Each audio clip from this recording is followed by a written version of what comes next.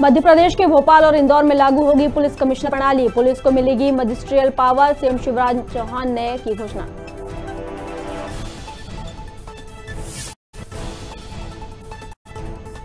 Police commissioner प्रणाली लागू करने की घोषणा पर पूर्व मंत्री पीसी शर्मा का हमला। बोले सरकार और सीएम ने माना प्रदेश की कानून व्यवस्था है ढप।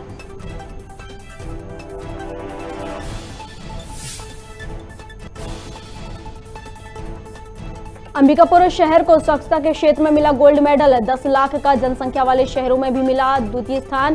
स्वच्छता मंत्री टीएस सिंहदेव ने 2 नगरवासियों को दी बधाई। अंबिकापुर में डबल मर्डर की सनसनीखेज वारदात। हत्यारों ने पिता पुत्र की लाठी डंडों से कर उन्हें उतारा मौत के घाट। तफ्तीश में जुटी पुलिस।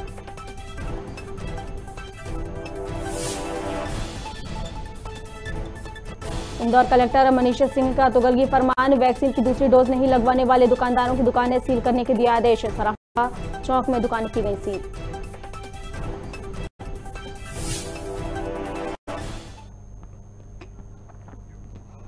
नमस्कार, खबर भारत देख रहे हैं आप। मैं हूं आपके साथ प्रियंका। चलिए बढ़ते हैं खबरों की ओर। अशोकनगर के मदागन गांव में बीते दिनों हुए विवाद के बाद जिला मुख्यालय रविवार को पुलिस छावनी की तरह नजर आया। आपको बता दें कि पूरे शहर में सभी चौराहों सहित छप्पे छप्पे पर पुलिस तैनात रही। वहीं इस दौरान करीब 1000 पुलिसकर्मी तैनात रहे। अशोकनगर एसपी भदौरिया ने कहा कि रविवार को पुलिस और प्रशासन द्वारा चौक चौबंद व्यवस्था रही।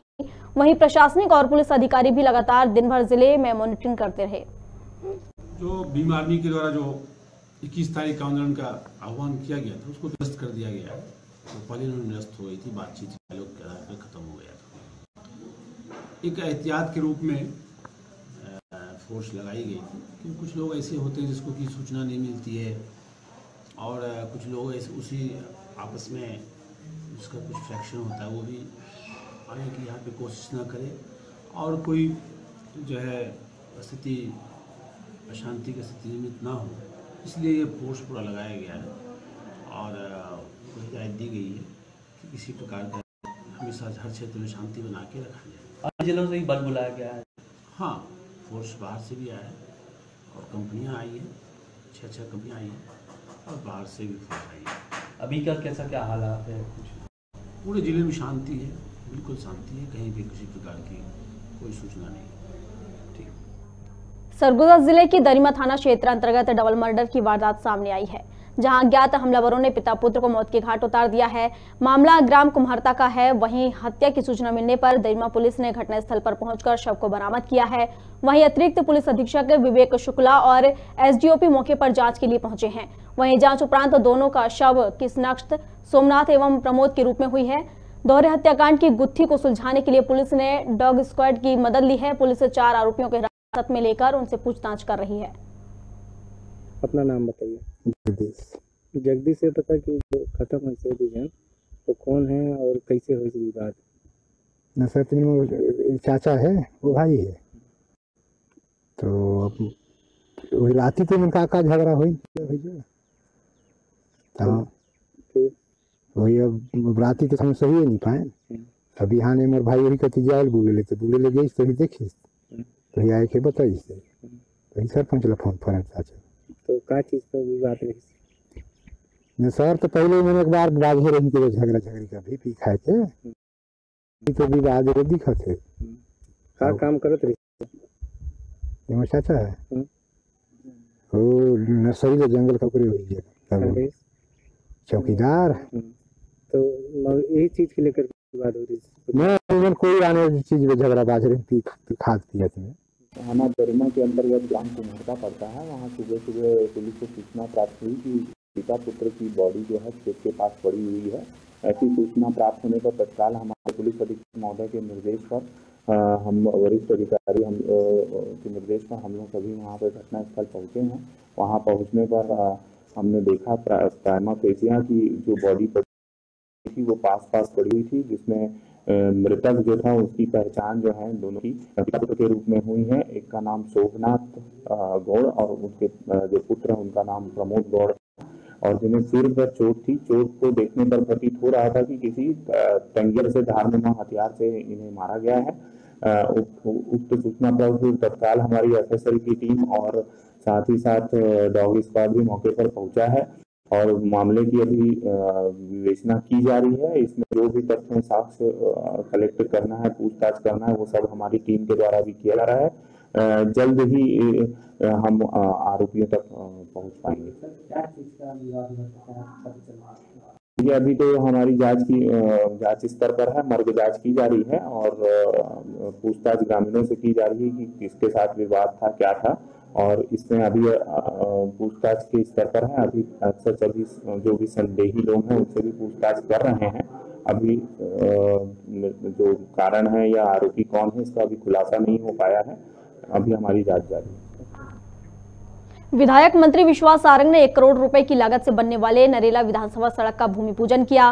चुनाव को देखते हुए क्षेत्र के विधायक के विकास कार्य को करने के लिए जुट गए हैं। सारंग ने दिग्विजय सिंह और कमलनाथ की सरकार पर भी जमकर निशाना साधा। सारंग ने कहा कि बीजेपी विकास करती है, कांग्रेस ने विनाश किया है। हम नरेला विधानसभा में विकास के मामले में लगातार कीर्तिमान स्थापित कर रहे हैं। जहां एक और हमने नरेला विधानसभा के एक घर में नर्मदा का जल पहुंचाया तो रोड का भी जाल हमने बिछवाया है। कांग्रेस के समय में जरूर हमारे विकास अवरुद्ध हो गए थे, पर अब हमने फिर से प्रोसेस शुरू की है और वो काम शुरू हो गए हैं। नाली के मामले में हमने निश्चित रूप से अच्छा काम किया। नरेला विधानसभा में कहीं भी बाढ़ की स्थिति नहीं है। उसके साथ साथ नरेला विधानसभा में हम आगे आने वाले समय में एक बहुत ही बड़ा देश का सबसे बड़ा स्वास्थ्य शिविर भी लगाने वाले हैं 3, 4 और 5 दिसंबर को, जिसमें देश भर के नामी ग्रामी डॉक्टर्स आएंगे। ग्वालियर में कांग्रेस द्वारा चलाए जा रहे जन जागरण अभियान का समापन महिला जिला अध्यक्ष कांग्रेस कमेटी द्वारा रैली निकालकर किया गया। वहीं 7 दिन की जन जागरण अभियान में कांग्रेस ने भाजपा सरकार पर महंगाई और बेरोजगारी के मुद्दों पर जनता के बीच जाकर जागरूकता का काम किया। साथ ही सदस्यता अभियान भी चलाया।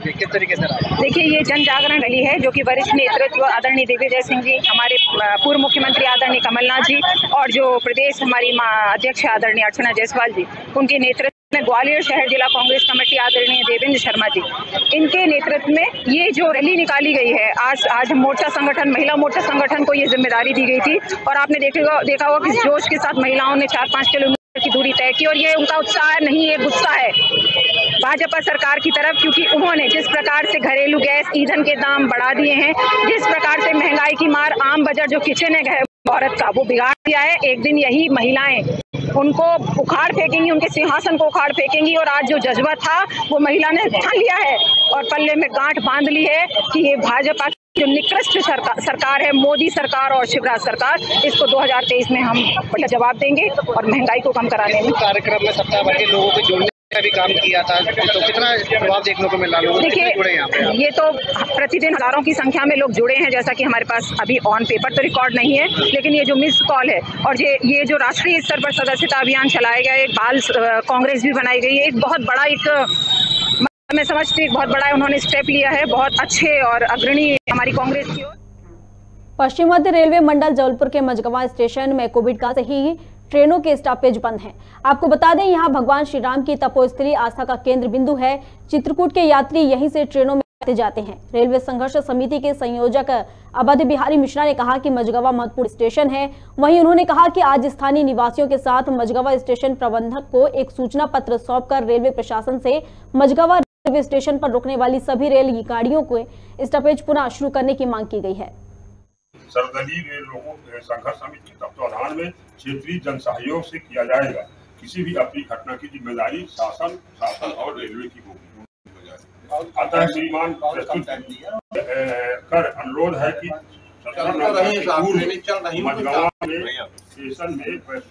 राजेंद्र नगर पटना जनता एक्सप्रेस गाड़ी चली होगी, तब से यहाँ मझगांव में इसका स्टॉपेज था। बहुत पुरानी गाड़ी है ये, हमें जो मुंबई से और इलाहाबाद पटना तक जोड़ती थी।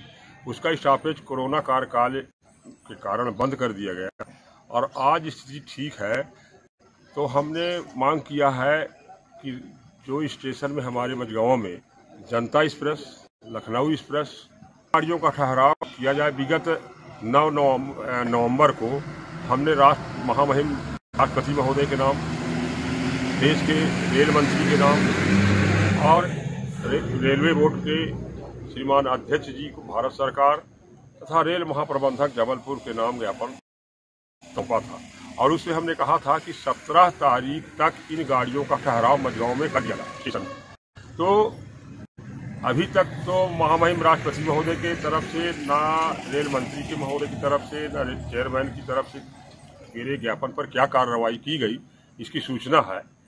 लेकिन एक पत्र रेल प्रबंधक जबलपुर जारी कर रहे हैं कि मझगांव स्टेशन में आय नहीं होगी।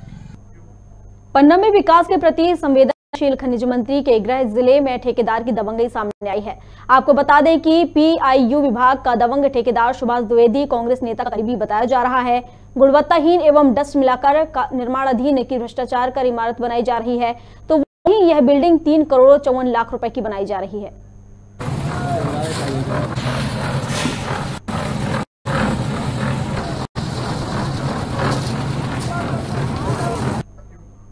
ग्राम शिवरचंदास में धान के बोझे से भरी ट्रैक्टर ट्राली पलट गई है। बोझे के ट्रैक्टर से ग्राम शिवनी के पूर्व सरपंच राजू सिंह के खेत खलिहान में जा रहा था। ट्रैक्टर में ड्राइवर के साथ एक अन्य व्यक्ति भी बैठा था। आपको बता दें कि दोनों व्यक्ति सुरक्षित हैं।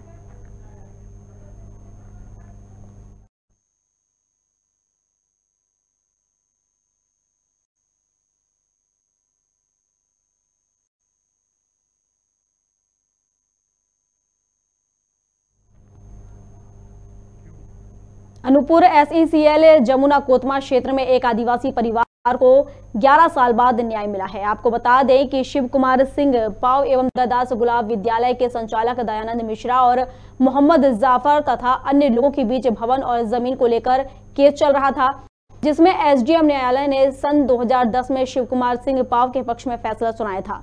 भवन और जमीन को 20 नवंबर 2021 को पुलिस द्वारा सुपुर्द किया गया।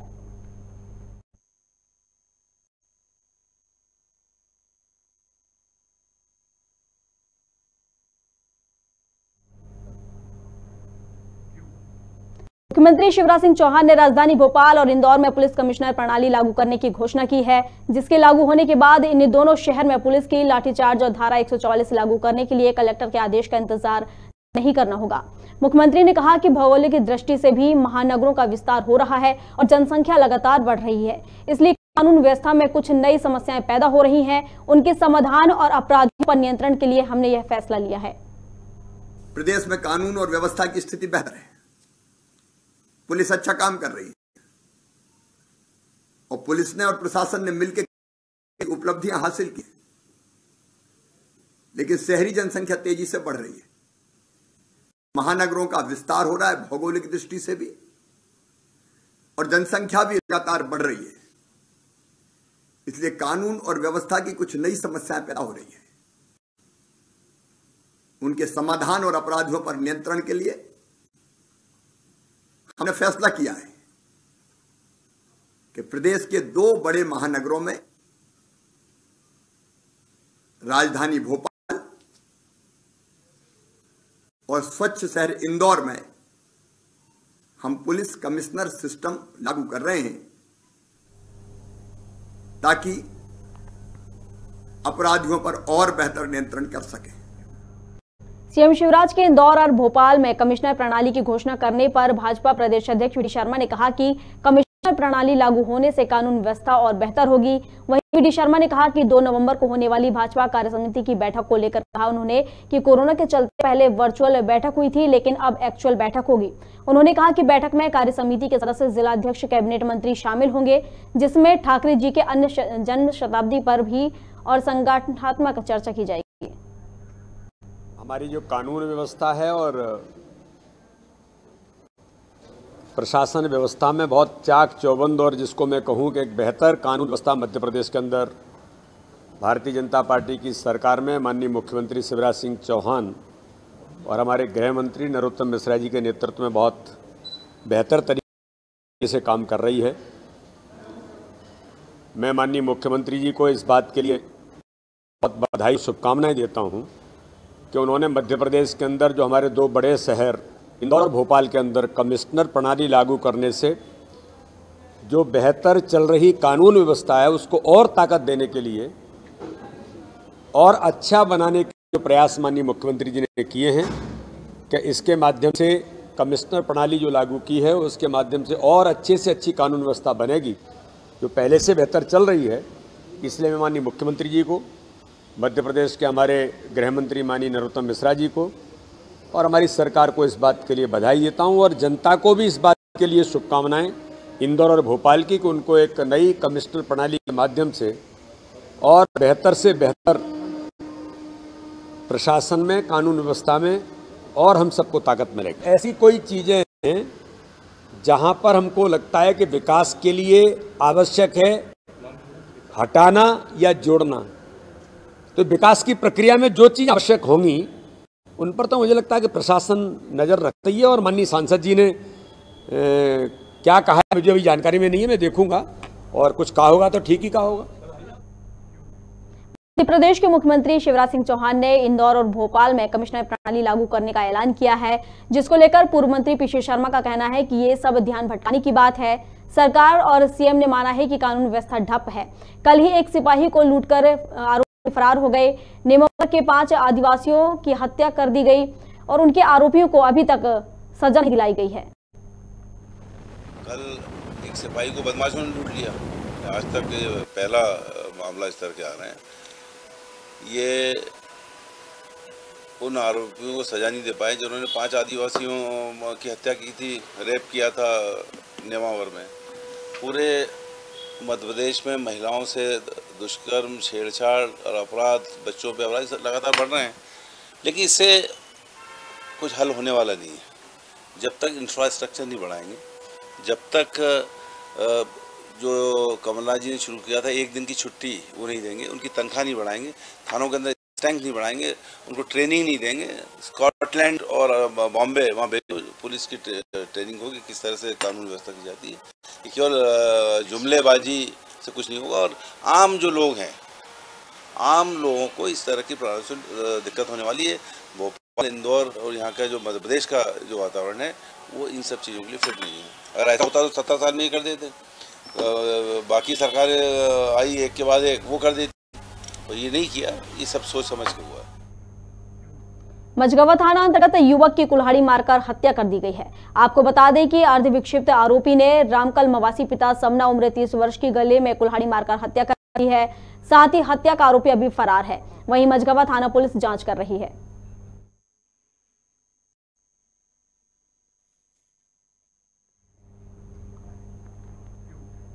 रतलाम के अंबा में शेरपुर मार्ग पर बिना मुंडेर के कुएं में तूफान गाड़ी गिर गई। हादसे में गाड़ी के ड्राइवर शैलेंद्र पाटीदार की मौके पर ही मौत हो गई। आपको बता दें कि ड्राइवर शैलेंद्र पाटीदार पिपलौदा से बारात को छोड़कर अपने घर लौट रहा था। ग्रामीणों की मदद से मृतक के शव को कुएं से बाहर निकाला गया है और पोस्टमार्टम के लिए भिजवाया गया है।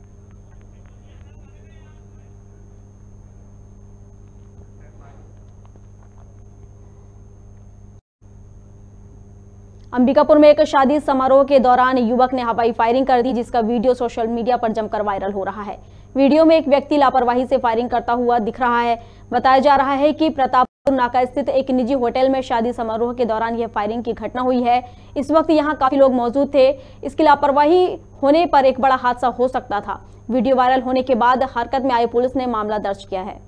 ये एक शादी समारोह की एक वीडियो सोशल मीडिया के माध्यम से प्राप्त हुई थी, ऐसी जिसमें कि जो एक व्यक्ति के द्वारा गोली चलाते उसमें देखा जा रहा है। ऐसी वीडियो प्राप्त होने पर पुलिस के द्वारा इसमें स्वतः संज्ञान लेते हुए आईपीसी की धारा 336 के तहत अपराध पंजीबद्ध किया गया है और इसमें जिस व्यक्ति के द्वारा यह फायरिंग की जा रही है, जिससे कि जान माल का नुकसान का भी खतरा हो सकता था, इस आधार पर इसमें एफआईआर पंजीबद्ध किया गया है और इसकी पहचान की जा रही है। पहचान के पश्चात उसके ऊपर गिरफ्तार कर उसकी उचित कार्रवाई की जाएगी। खबर भारत में खबरों का सिलसिला लगातार जारी है। आप बने रहिए हमारे साथ और देखते रहिए खबर भारत। नमस्कार।